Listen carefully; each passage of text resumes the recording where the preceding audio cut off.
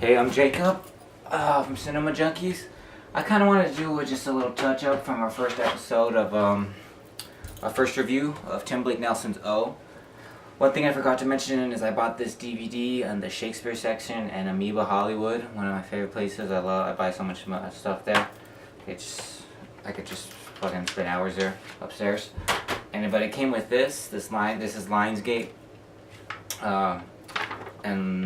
This reminds me of my childhood because Lionsgate movies would have these little booklets, but they would tell you in alphabetical order all the movies they had.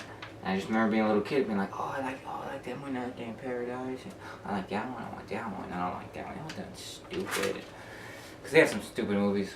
But they have some really good movies. We've got Bully right here. But yeah, this reminds me of my childhood. I really like that they have this, and I'm glad to have this. I also have a little OCD thing.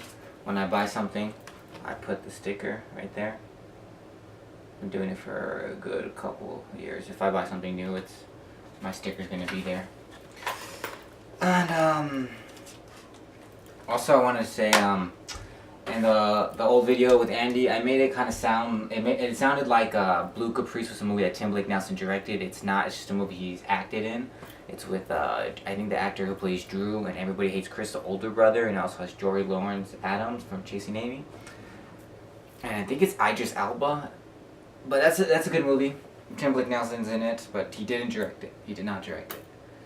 But I wanted to show you, I guess, this Tim Blake Nelson little interview on the DVD, just so you see what he looks like. In case you didn't know, Mom. He says everybody's going to pay attention to me at the end of the film. Because I'm going to fly too. He wants the adulation of everyone, and also, yes, specifically, he wants the love of his own father. Since we were reimagining Othello in an American high school setting, it was hard not to address drugs. And we went back and forth. You could argue that having Othello be on drugs at the end of the movie actually weakens the true power of jealousy itself as a motivating factor for murder. Nevertheless, I think that because this film is meant to be a true reflection of American high school life now, drugs was probably the way to go. And that's why they're there in the film. They also serve the purpose of helping to make it more credible that the Mackay character buys into Hugo's story. His perspective is distorted by the fact that he's on drugs. I think the point of this film is pretty clear in its very concept. And that is, we've been able to take a Shakespearean tragedy and set it credibly in an American high school. Othello in high school is something that when you put the words together and say them pretty quickly sounds silly. We're at a place in America right now in which it's not silly, it's serious, and it's believable. And the very fact that, at least I think, we've been able to pull that off, and you watch the film and buy into it, you believe it, I think is as much of a point as anything. So yeah, it's Tim Blake Nelson. I love this guy. Such a good writer, director, actor. I love him as a person. He's so inspiring. He's like the kind of artist I would want to be. But yeah, like I said before in the last review video, that I saw this movie in theaters with my Uncle Paul in 3rd grade. It was 2001, and we bought tickets for this at the AMC, and then we snuck in to go see Jeepers Creepers Part 1. So I remember seeing this and being like, holy fuck, dude, yeah, just being sucked into the story and being like, whoa, shit is cracking. Then Jeepers Creepers, we snuck in, it was like 1-2 minutes in, and it was like, oh, this is scary, oh my god. And it was just such a beautiful moment in my childhood, seeing these really cool movies in theaters. It felt so nice just being at that AMC and seeing both those movies. And my uncle was a film student. He took me to the movies about once a week. I grew up with him, and I lived with him and my grandma, and I shared a room with my uncle, so I grew up with his VHS collection. My uncle's like the normist. He's like the most normal, sane, quiet looking guy, but just raising his kids. It just seems like a quiet dad, but he had a kind of a sick taste and when he was young, when he was going through film school. So I grew up with some pretty fucking crazy movies. And he took me to see movies that were shouldn't have been seen. I really honestly was like, what the fuck, man? I shouldn't have gone to see this movie, or I should have been watching this on VHS or owning it on VHS. But I did, and I loved it.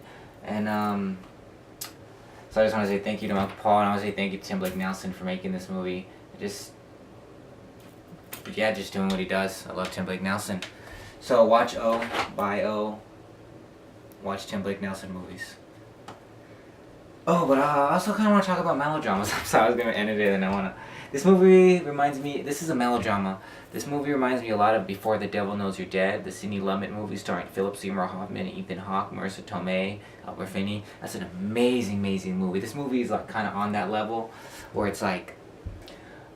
That movie and the special features of that movie really helped me learn about melodrama and understand it more. Ethan Hawke says most people, when you hear the word melodrama, you think overacting and just over the top too much, you know, or like bad plays and just like over the top, you know. But melodrama is just like life cranked to 11, where it's just the most insane, crazy, personal stuff is happening in your life, and it's just the moments that movies should be made out of. These are stories that are so fucking crazy. You go, this is, I don't even. If it's physically possible, then it can be believable, because the things people do for crime and money and drug money and revenge and jealousy and it's crime is the messiest. Crime melodramas, they just go anywhere, you know. They get scary because it's real people and it's real people and the real characters, and you're with these people, with these characters, and then you're seeing their downward spiral, and you know shit's gonna be bad. And I love in movies when you're just like, fuck, impending doom. I like impending doom in movies. This movie O has that. Before the Devil Knows You're Dead has that. Where it's just like, something bad's gonna happen. You know, which has one, Foxcatcher. Foxcatcher felt like that a lot, where it's just like, ooh, cocaine, guns, something bad's gonna happen, you know? Where you're just like, all signs lead to something bad. And I love bad. I like bad. Yeah. I've always liked bad. So, just one of the few little touch-up things on O. Tim Blake Nelson's O. Love this movie. Totally recommend it, obviously.